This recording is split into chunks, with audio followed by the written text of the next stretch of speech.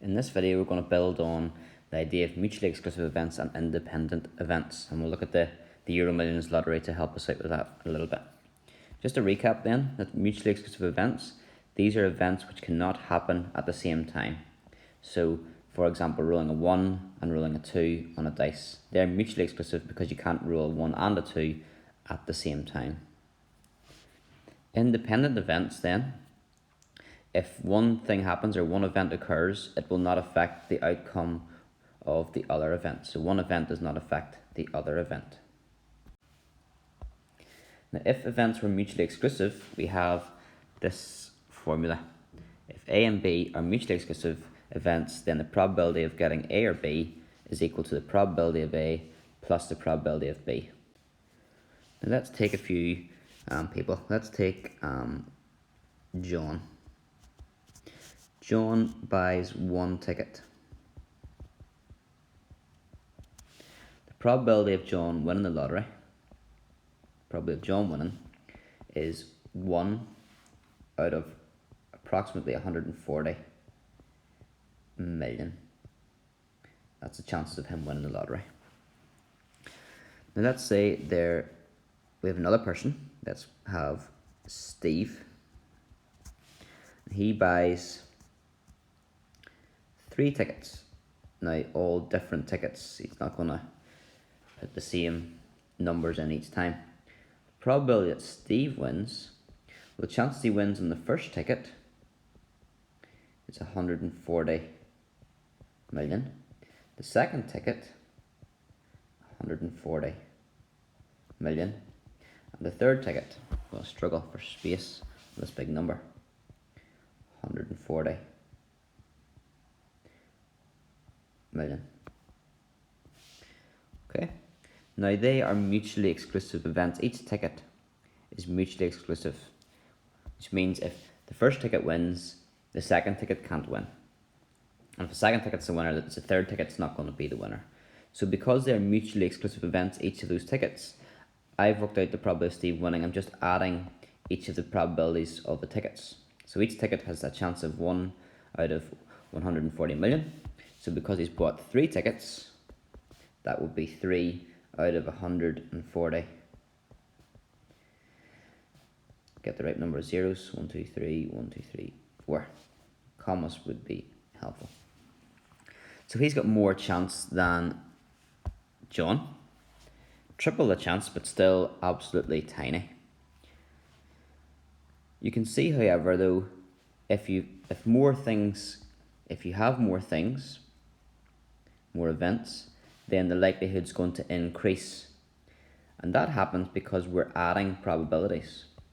Okay, this is a maybe simple but it's a very important concept. Okay, so if more things can happen in the one event, in this one lottery, if you've got more tickets, you're more likely to win. So if we have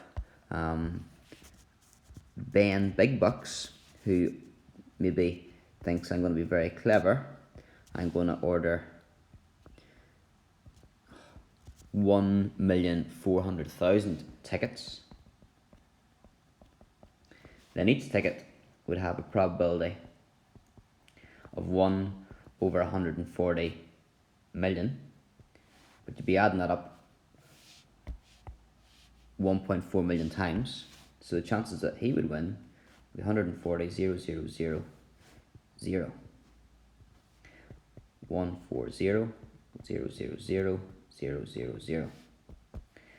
So his likelihood of winning is going to be far greater than the other ones because there's more things that can happen because we're adding the probabilities each time. Okay? Now we're going to change the scenario and see if you can understand how probabilities work now. We're going to talk about 2 lotteries. So doing it 1 week and then doing it another week. Okay? So we would have John. So he gets 1 ticket the first week and 1 ticket the second week. The chances of him winning the 2 lotteries, what's the chances of winning both of them? So the probability of him winning the first one and winning the second one. The chances of him winning the first one is 1 out of 140, 1,000,000,000. The chances of winning the second one is going to be the same.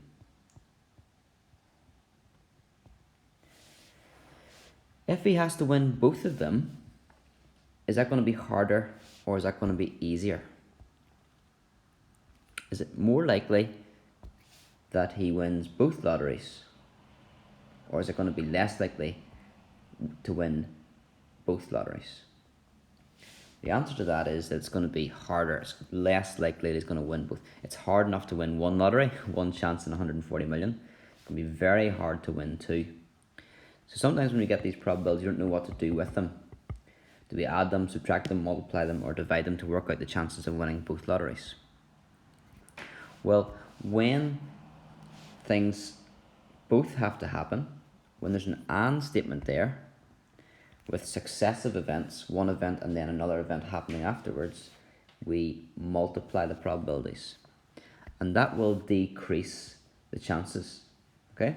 The reason for that is you're multiplying, probabilities are numbers between 0 and 1, and when you actually multiply by a number between 0 and 1, the answer gets smaller. So we'll see here, when you multiply 140 million by 140 million, you end up with a large number, 1, 9, 6, 1, 2, 3, 4, 5, 6, 7, 8, 9, 10, 11, 12, 13, 14. Okay, so that's a really small chance now, one chance out of whatever that is. Emphasis there just is that when you've got two events, one event and then another successive event, when they have to both happen, an and statement, it's a multiply. Earlier, we had three things with Steve. Steve had 3 tickets, so we're adding the probabilities, but that was the same event. That was just one event happening, but there were 3 possible ways of success. So when it's one event and there's different ways you can get this ticket or this ticket or this ticket, the or statement means you'll add the probabilities and it gets more likely. But if you've got a number of things that have to happen, this happens and this happens, then it's a multiply statement. So let's try and get something into your notes on that. So there's no need for a new title in your books, just follow on in your notebook and you can write in this statement here, put it in the box or something. The probability of A and B happening when the events are independent, it's the probability of A multiplied by the probability of B. So I could do all that stuff before on winning the lottery and use this statement here, because if you win the lottery in the first week, it does not affect your chances of winning the lottery in the second week. The 2 events should be independent. So let's look at this question. Find the probability of rolling a 5 on a dice and getting heads when tossing a coin. So we're looking for the probability of getting a 5 and heads on a coin. Using the formula, these events, we've got to check first of all, are the events independent? Does what you get on a dice affect what you get on the coin? And the answer is no. So they're independent events, so we can use this formula. So it's the probability of A, the probability of getting a 5, multiplied by the probability of getting a heads. Chances of getting a 5 on a dice is 1 out of 6. Chance of getting head on a coin is 1 out of 12. Sorry, 1 out of 2. Going past myself.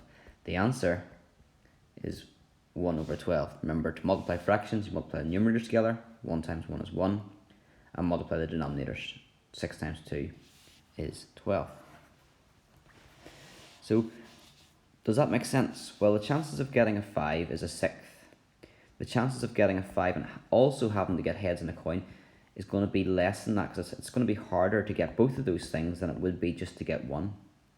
Now, I'm not saying to do this in your questions, but if you're stuck, if you're not sure if it's multiply or if it's going to be add, then maybe do both of them and think, does your answer make sense? So if we added the probabilities, we would get, that's 3/6 plus 1/6, which is 4/6, and we get 1/2 times 1/6 is 1/12. So we know the chances of getting a 5 is 1/6. Is the chances of getting a 5 and heads on a coin going to be 4/6 more likely, or is it going to be 1/12 less likely? And the answer is it's less likely. It's going to be harder to get both, so it is a multiply statement. So using this adding would be incorrect. Now don't take that red bit down, just ignore that red bit. Now there's no need to take any of this down, just want to show you why is that the case. We've given you this formula but sort of haven't really shown, well, why do you just multiply the probabilities together? So let's look at this scenario in a bit more detail just to finish off. If you take the coin, on the coin you can get heads or you can get tails. On the dice, you can get 1, 2, 3, 4, 5, or 6. So you could either get a 1 and a head, a 2 and a head, 3 heads, 4 and a head, 5 and a head, or 6 and a head. There's 6 things could happen there if you flip a coin and get heads.